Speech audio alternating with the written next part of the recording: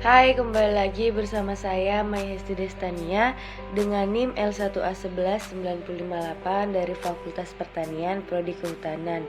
Nah, di video kali ini saya akan sedikit membahas tentang mata kuliah Silvikultur Hutan Alam dengan materi Silvikultur Hutan Mangrove. Apa sajakah yang dimaksud dengan Silvikultur Hutan Mangrove? Di slide selanjutnya saya akan menjelaskannya. Nah, di slide selanjutnya terdapat pengertian dari silvikultur hutan mangrove, di mana hutan mangrove sendiri merupakan tipe hutan yang terdapat di sepanjang pantai ataupun muara sungai yang dipengaruhi oleh pasang surutnya air laut. Bisa jadi dia tergenang saat pasang dan bebas genangan saat surut. Nah, untuk substrat ataupun tempat tumbuh dari umumnya ini merupakan lumpur, dan hutan ini bisa menyebar dari kawasan tropis sampai kawasan subtropis. Nah, untuk mangrove sendiri merupakan tanaman hasil dari kegiatan budidaya ataupun yang diambil dari alam. Nah, tanaman mangrove ini biasanya tidak dilindungi, tapi juga bisa untuk dimanfaatkan bagian-bagian tanamannya tersebut. Misalnya dimanfaatkan untuk dijadikan bahan baku kosmetik ataupun farmasi, ataupun bahan tambahan tekstil. Nah, untuk komposisi dari jenis tanaman hutan mangrove ini sendiri tergantung pada tanahnya ataupun intensitas dari genangan dan salinitas dari air laut tersebut. Nah, untuk distribusi jenis dari laut ke daratan itu biasanya terdapat jenis Sonerita sp, Avicennia sp, Burburia sp, Rhizopora, Seriops, Lumenitera, dan yang terakhir ada Silocarpus sp. Lalu di pemahaman yang kedua di sini terdapat pada slide manfaat hutan mangrove, di mana yang pertama itu hutan mangrove ini berfungsi sebagai pencegahan erosi ketika menjadi salah satu yang bisa menjaga perbatasan antara kawasan darat dan laut. Nah, ketika erosi pantai ini akan terus menggerus permukaan bumi secara tidak lain mengancam lingkungan manusia, maka hutan mangrove ini hadir untuk sebagai pencegahan erosi pantai. Lalu yang kedua itu ada menjadi katalis tanah dan air laut. Yang dimaksud di sini yaitu ketika tanah bisa masuk ke dalam air laut secara terus-menerus karena bagian tanah tersebut bersentuhan langsung dengan air laut, maka untuk mencegah hal ini perlunya ada pemanfaatan hutan mangrove secara ekologis yang akan menjadi sangat jelas dan melindungi tanah yang ada di sekitar air laut. Lalu poin yang ketiga di sini ada habitat perikanan, di mana kawasan hutan mangrove merupakan tempat yang paling nyaman untuk beberapa jenis makhluk hidup dan organisme seperti beberapa spesies udang, ikan, kepiting, dan banyak lainnya. Lalu yang keempat ada untuk memberikan dampak ekonomi yang luas. Di sini maksudnya ketika pohon mangrove yang banyak ditanam pada hutan mangrove bisa dipanen seperti jenis tumbuhan lainnya, maka manfaat hutan mangrove bagi manusia berguna dalam segi ekonomi. Lalu yang kelima di sini ada sebagai sumber pakan ternak, di mana pohon mangrove ini sendiri juga bisa dijadikan sebagai alternatif pengganti dari pakanan ternak. Lalu yang keenam di sini adalah pencegahan pemanasan global, di mana pemanasan global yang terjadi menjadi ancaman serius. Maka dari itu salah satu pencegahannya adalah dengan pengembangan kawasan hutan mangrove. Lalu di poin selanjutnya ada sebagai sumber pendapatan bagi nelayan pantai, dikarenakan banyaknya makhluk hidup yang terdapat ataupun yang nyaman tinggal di dalam sana, maka bisa menjadi salah satu sarana pencarian pendapatan bagi nelayan. Lalu manfaat dari hutan mangrove lainnya adalah untuk menjaga kualitas air dan udara, di mana kawasan hutan mangrove ini bisa memiliki serapan atau menyerap semua kotoran yang berasal dari sampah manusia maupun dari kapal yang berlayar di laut.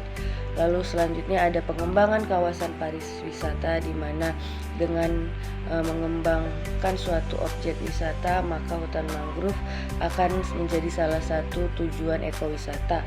Lalu di slide selanjutnya ada hutan mangrove sendiri bisa menjadi penyedia sumber kayu bakar, di mana di sekitar penduduk tinggal, maka ketika kayu mangrove yang sudah kering ini bisa membusuk maka akan dimanfaatkan oleh masyarakat sekitar. Lalu di poin selanjutnya ada untuk sebagai pengembangan ilmu pengetahuan, di mana ketika hutan mangrove ini dijadikan sebagai tempat mencari ilmu seperti pengetahuan dalam bidang kelautan, perikanan, kehutanan, dan kimia, maka sangat dibutuhkan. Nah, yang selanjutnya ada menjaga iklim dan cuaca, di mana salah satunya ketika kerusakan sistem dalam alam ini tersangkut dari berbagai faktor, maka hutan mangrove sendiri bisa menjaga ekosistem perairan antara laut, pantai, dan daratnya sendiri. Lalu di tujuan selanjutnya dari pengusahaan hutan mangrove ini sendiri merupakan yang utama itu ditujukan untuk menghasilkan kayu sebagai bahan baku pembuatan arang ataupun kayu bakar ataupun serpihan ataupun chips. Nah, tujuan pengusahaan hutan mangrove ini sendiri merupakan secara ekologi ini hutan mangrove berfungsi sebagai tempat berbiak ataupun tempat berlindung, tempat mencari makan, berbagai biota laut, dan mencegah abrasi, mencegah intrusi sebagai bisa juga mencegah perkembangbiakan dari nyamuk dan sebagai stabilator ekosistem perairan. Lalu di slide selanjutnya ada sistem silvikultur hutan mangrove, di mana sistem silvikultur yang dipakai pada hutan mangrove ini adalah sistem pohon induk ataupun mother trees of method. Ketika sistem ini ditinggalkan, yaitu pohon-pohon induk sebagai sumber regenerasi untuk menghasilkan regenerasi berikutnya. Lalu yang kedua, pemeliharaan itu meliputi penjarangan, pembebasan, pemerkayaan, dan perlindungan hutan. Nah, dengan begitu pada siklus tebangan berikutnya diperolehlah kembali tegakan pada hutan dengan komposisi seperti semula dan potensi alam lainnya dapat dipertahankan. Nah, untuk sistem silvikultur ini terutama ditujukan untuk pohon yang berfamili Rhizoporaceae. Nah, poin yang kelima di sini di slide wilayah kerja pengusahaan hutan mangrove terdapat, yaitu hutan mangrove ini sebetulnya yang diperkenankan itu diusahakan adalah hutan produksi dengan lokasi mulai dari 50 meter dari tepi pantai dan 10 meter dari tepi sungai. Nah, untuk alur air ataupun jalan raya ini itu merupakan bagian yang tidak ditebang ataupun tidak boleh diganggu.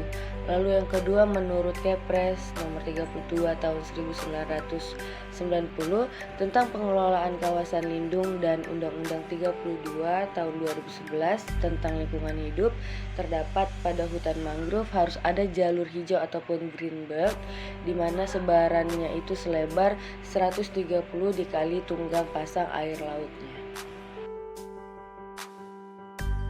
Lalu di slide selanjutnya terdapat poin ke-6, yaitu merupakan rencana kerja dari pengusahaan hutan mangrove sendiri. Yang pertama itu ketika pengusahaan hutan mangrove itu dilakukan berdasarkan rencana kerja atau bagan kerja yang telah disahkan oleh instansi yang berwenang dalam mengatasinya. Lalu untuk jenis ataupun bentuk dan isi rencana kerja tersebut haruslah disesuaikan dengan peraturan yang berlaku. Lalu di poin ke-7 di slide selanjutnya, yaitu persiapan sebelum penambangan pada hutan mangrove itu sendiri. Yang pertama ada inventarisasi, yang kedua ada penataan hutan, yang ketiga ada penyusunan rencana kerja, lalu yang keempat ada penunjuk pohon induk, lalu yang kelima ada penebangan pohon dan pengeluaran kayu, serta yang ke-6 itu ada pemeliharaan bekas tebangan. Yang ke-7 itu ada cara penanaman, dan yang terakhir itu ada perlindungan hutan. Nah, demikianlah sedikit materi yang bisa saya sampaikan mengenai silvikultur hutan mangrove, dan saya mengucapkan terima kasih untuk perhatiannya, dan saya mohon maaf jika materi yang saya sampaikan masih kurang berkenan di hati para penonton. Sampai jumpa di video-video selanjutnya.